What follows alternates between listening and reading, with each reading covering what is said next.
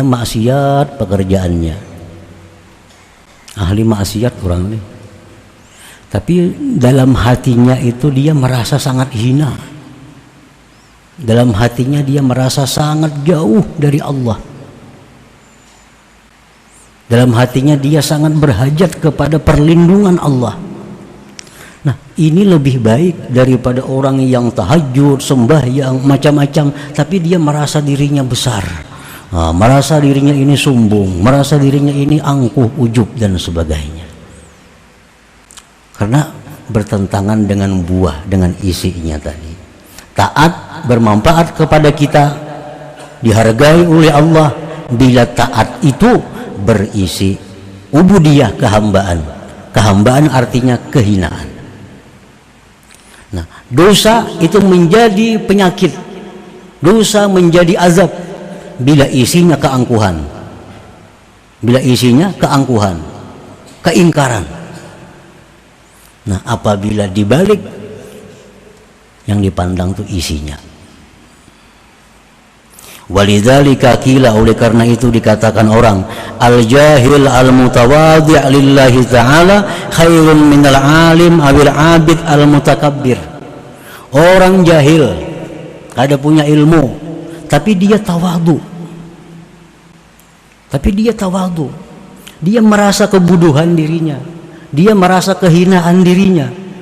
Si jahil nih itu lebih baik daripada orang alim atau ahli ibadat yang sombong.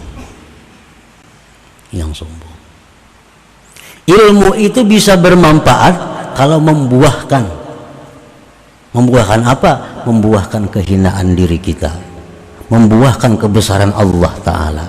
Itu ilmu yang bermanfaat. Kalau punya ilmu banyak tapi kada membuahkan itu, ilmu kada ada manfaatnya.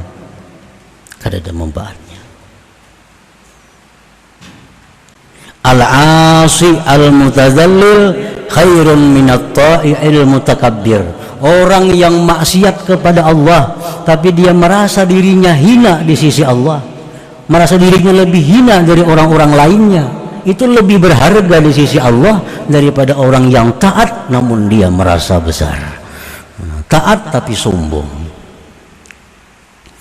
Nah, para muhibbin rahimakumullah, dikisahkan di zaman Bani Israel ada seorang pemuda yang kemaksiatannya itu lengkap. Ya, penjudi, pemabuk, penjina, macam-macam lah kemaksiatan. Dan demikianlah pekerjaan pemudanya setiap hari, selalu maksiat, sehingga disebut ini bambungnya Bani Israel. Suatu hari si bambung Bani Israel ini duduk melihat lewat di jalan itu ada seorang ahli ibadah, ahli taat kepada Allah. Si ahli ibadah ini berjalan, awan menaungi di atasnya. Nah, keramatnya si abid ini, kemana dia pergi awan itu mengiringi. Nah, si bambung tadi melihat, oh itu orang ahli ibadah, oh hebatnya, mulianya dia, awan aja menaungi kemana berjalan. Aku maka berbuat maksiat, aku berbuat dosa, hinanya aku di sisi Allah. Hinanya aku di sisi Allah. Lalu dalam hatinya terbuka, aku ingin mendatangi si abid tadi, barangkali aku ada dapat berkatnya, barangkali ada dapat syafaatnya. Maka si bambung tadi jalan mendatangi si abid tadi. Si abid tadi duduk, si bambung tadi duduk di sampingnya si abid tadi.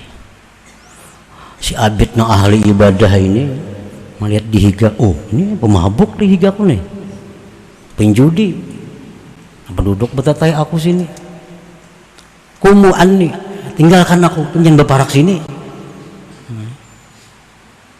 jangan berparak sini, kamu jauh pada sini. Kalau cucuk betatai aku macam itu, kalau pantas orang seperti ini betatai duduk lawan inya. Nah, si Abid ini menampakkan kebesaran dirinya, sedangkan si Bambung tadi menampakkan kehinaan dirinya. Akhirnya Allah Subhanahu wa ta'ala menurunkan wahyu kepada Nabi di masa itu. Isi wahyunya, wahai Nabi, sampaikan kepada Abid itu bahwa seluruh amal ibadahnya aku hapus, aku gugurkan karena kesombongannya. Dan sampaikan kepada si Bambung tadi, seluruh dosa-dosanya diampuni oleh Allah Subhanahu wa ta'ala.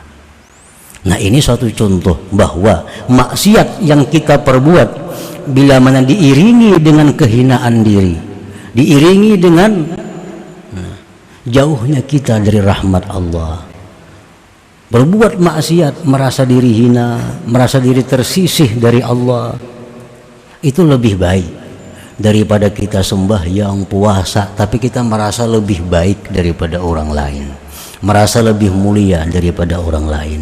Itu menunjukkan bahwa amal ibadah yang kita perbuat itu tidak bernilai, tidak ada harga di sisi Allah Subhanahu wa ta'ala. Kenapa? Karena lain isinya. Mestinya taat itu isinya tawadhu, taat itu mestinya isinya kehinaan diri, taat itu mestinya isinya adalah membesarkan Allah. Nah, bukan membesarkan diri sendiri, bukan menghinakan orang yang kada taat. Nah, bila taat itu sesuai isinya, tentu akan sangat dihargai oleh Allah Subhanahu wa ta'ala. Tapi bila kada sesuai isi, taat akan hanya menjadi nama taat, tapi harganya, nilainya nol di sisi Allah Subhanahu wa ta'ala.